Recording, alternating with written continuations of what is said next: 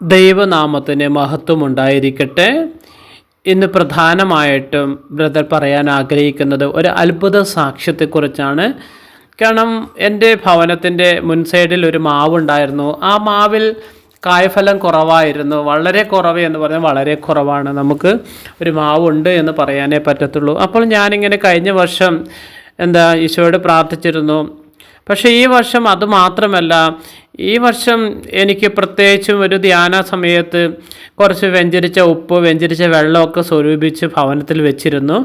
അപ്പോൾ ഞാൻ എന്ത് ചെയ്തു എന്ന് ചോദിച്ചാൽ, ആദ്യം ഏതോ ഒരു സൈഡ് മാത്രം, കുറച്ച് മാത്രം, ഒരു ചെറിയ ഒരു ഭാഗം മാത്രം പൂത്തിരുന്നു. അപ്പോൾ ഞാൻ കരുതി എന്നാൽ പിന്നെ ഒന്ന് പ്രാർത്ഥിച്ച് നോക്കാം. നമ്മളെല്ലാവരും നമ്മുടെ വിശ്വാസം പല രീതിയിലാണല്ലോ പ്രകടിപ്പിക്കുക. അപ്പോൾ ഞാൻ കരുതി ഈ മാവിൻ്റെ അവിടെ രാവിലെ എഴുന്നേറ്റ് കുർബാനയ്ക്ക് കഴിഞ്ഞ് വന്നിട്ട് മാവിൻ്റെ അവിടെ നിന്നു. മുകളിലോട്ട് നോക്കുമ്പോൾ കായ്ഫലം ഒന്നും കാണുന്നില്ല. കായ്ഫലമല്ല, പൂത്ത് കാണുന്നില്ല. കുറച്ച് ഭാഗമേ ഉള്ളൂ, ചെറിയ കുറച്ച് ഭാഗം മാത്രമേ പൂത്ത് കിടക്കുന്നുള്ളൂ. അപ്പോൾ ഞാൻ ആദ്യം തന്നെ മാവിനോട് പറഞ്ഞു, ഞാൻ അങ്ങോട്ട് മാവിൻ്റെ മുഖത്ത് നോക്കി ഞാൻ സംസാരിക്കാൻ തുടങ്ങി. മാവേ, ഒരു കാര്യം ഞാൻ പറഞ്ഞേക്കാം, എനിക്ക് ഈ വർഷം നിറച്ചും കായ്ഫലം തരണം, എനിക്ക് മാമ്പഴം തരണം എന്ന് ഞാൻ വളരെ നിഷ്കളങ്ക ഹൃദയത്തോടു കൂടി മാവിനോട് സംസാരിച്ചു. ഇത് നിങ്ങൾക്ക് വിശ്വാസം ഉണ്ടായില്ലെങ്കിലും ഇതൊരു യാഥാർത്ഥ്യമാണ്. അത് കഴിഞ്ഞ് എൻ്റെ ഉള്ളിൽ നിന്ന് പരിശുദ്ധാത്മാവ് ഒരു ചിന്താഗതി തന്നു. വിശുദ്ധ വെള്ളം, അതുപോലെ തന്നെ വിശുദ്ധ ഉപ്പ് ഒക്കെ അവിടെ ഉണ്ടല്ലോ, അതെടുത്ത് കൊണ്ടുവരാൻ പറഞ്ഞു. അങ്ങനെ ഞാൻ വിശുദ്ധ ഉപ്പ് കഴിഞ്ഞാൽ വെഞ്ചരിച്ച ഉപ്പ്, ധ്യാനം കൂടി അഭിഷേകം പ്രാപിച്ച് കൊണ്ടുവന്ന വെഞ്ചരിച്ച ഉപ്പ് എടുത്തിട്ട് മാവിൻ്റെ മുകളിലേക്ക് വലിച്ചെറിഞ്ഞാൽ ഇങ്ങനെ കുറച്ച് ആയിരുന്നു കയ്യിലെടുത്തിട്ട് വലിച്ചെറിഞ്ഞു പറഞ്ഞു, മാവ് എനിക്ക് ഈ വർഷം നിറച്ച് മാമ്പഴം തരണം, ഓക്കെ, എനിക്കിത് എത്രയും പെട്ടെന്ന് ഫുള്ള് പൂത്ത് കാണണം എന്ന് പറഞ്ഞ് പ്രാർത്ഥിക്കാൻ തുടങ്ങി. വിശ്വാസ പ്രമാണം ചൊല്ലി ശക്തമായിട്ട് പ്രാർത്ഥിക്കുകയും അതുപോലെ തന്നെ വചന നിയമാവർത്തനം 28:7, നിനക്കെതിരെ വരുന്ന ശത്രുക്കളെ നിന്റെ മുൻപിൽ വെച്ച് കർത്താവ് തോൽപ്പിക്കുന്ന നിനക്കെതിരായി അവർ ഒരു വഴിയുടെ വരും 7 വഴി പലായനം ചെയ്യുന്ന വചനം ചൊല്ലി പ്രാർത്ഥിക്കാനും വിശ്വാസ പ്രമാണം ശക്തമായിട്ട് ചൊല്ലി പ്രാർത്ഥിക്കാനും തുടങ്ങി. അത് കഴിഞ്ഞ് വെഞ്ചരിച്ച് ഉപ്പ് വലിച്ച് ചുറ്റും എല്ലാം മാവിൻ്റെ മുകളിലേക്ക് വലിച്ചെറിഞ്ഞ്, മീൻസ് ആകാശത്തേക്ക് വലിച്ചെറിയുന്നതാണ്, ആകാശത്തേക്ക് ഉപ്പ് കയ്യിലേക്ക് എടുത്ത് പ്രാർത്ഥിച്ചിട്ട് അഭിഷേകത്തോടു കൂടി ഉപ്പ് എറിഞ്ഞ് പ്രാർത്ഥിച്ചു.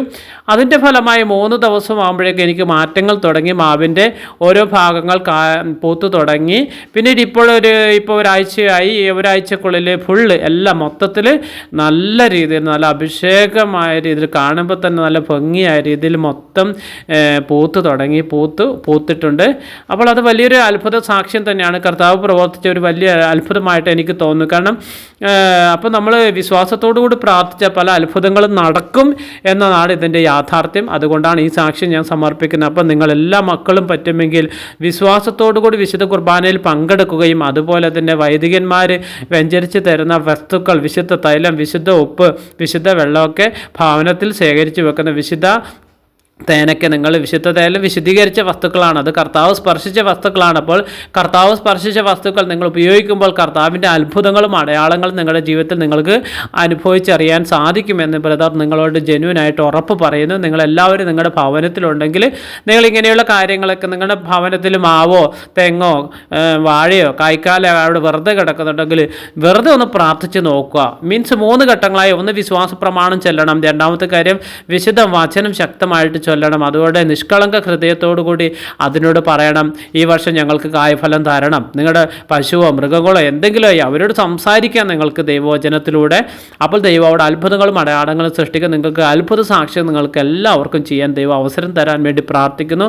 പിതാവായ ദൈവത്തോട്, പരിശുദ്ധ അമ്മ മാതാവിനോട് ചേർന്ന് നമുക്ക് എല്ലാവർക്കും പ്രാർത്ഥിക്കാം. ദൈവം തന്ന എല്ലാ അനുഗ്രഹങ്ങൾക്കും നമുക്ക് ദൈവത്തോട് നന്ദി പറഞ്ഞ് പ്രാർത്ഥിക്കാം. കർത്താവിൻ്റെ കൃപ എല്ലാ മക്കൾക്കും വ്യാപരിക്കട്ടെ. പരിശുദ്ധ അമ്മയുടെ സ്നേഹം എല്ലാവർക്കും വ്യാപരിക്കട്ടെ. ദൈവാത്മാവിൻ്റെ ശക്തി നിങ്ങളിൽ നിറയാൻ വേണ്ടി പ്രാർത്ഥിക്കുന്നു. അത് വലിയൊരു അത്ഭുതമാണ്. ജീവിതത്തിൽ പ്രവർത്തിച്ച എൻ്റെ കണ്ണുകൊണ്ട് കാണാൻ പറ്റുന്ന വലിയൊരു അത്ഭുതമാണ്. അങ്ങനെ ഒരുപാട് അത്ഭുതങ്ങൾ ശുശ്രൂഷ ജീവിതത്തിനിടയിൽ ഉണ്ടായിട്ടുണ്ട്. ഒരുപാട് മക്കൾക്ക് അനുഗ്രഹമായി തീർന്ന വചനമാണ് നിയമാവർത്തനം 28:7. എല്ലാ മക്കളും ആ വചനം ചൊല്ലി പ്രാർത്ഥിക്കുക. അതുപോലെ തന്നെ വിശ്വാസ പ്രമാണം ശക്തമായിട്ട് വിശ്വാസത്തോടു കൂടി ഏറ്റുചൊല്ലി പ്രാർത്ഥിക്കുക. വിശുദ്ധ കൂദാശയ്ക്ക് പ്രാധാന്യം കൽപ്പിക്കുക. കർത്താവിൻ്റെ കരുണയും കർത്താവിൻ്റെ സ്നേഹവും നിങ്ങളിൽ ഉണ്ടാകാൻ വേണ്ടി ഞാൻ പ്രാർത്ഥിക്കുന്നു. ദൈവം നിങ്ങളെല്ലാവരും അനുഗ്രഹിക്കട്ടെ. ഈ സന്ദേശം നിങ്ങൾ മറ്റുള്ളവരിലേക്ക് ഫോർവേഡ് ചെയ്യാൻ ശ്രമിക്കുക. നല്ല കാര്യങ്ങൾ എല്ലാവരിലേക്കും ഫോർവേഡ് ചെയ്യുന്നത് അനുഗ്രഹമാണ്. ഒരുപാട് മക്കൾ അഭിഷേകം പ്രാപിക്കണം. ഒരുപാട് മക്കൾ ദൈവവചനത്തിൽ വളരാൻ വേണ്ടി നമുക്ക് ആഗ്രഹിച്ച് പ്രാർത്ഥിക്കാം. തമ്പുരാൻ്റെ കൃപ, തമ്പുരാൻ്റെ കരുണ, തമ്പുരാൻ്റെ സ്നേഹം നിങ്ങളിൽ എല്ലാവർക്കും നിറയാൻ വേണ്ടി പ്രാർത്ഥിക്കുന്നു. യേശുവേ ആരാധന, യേശുവേ സ്തുതി, ഈശോയെ മഹത്വം.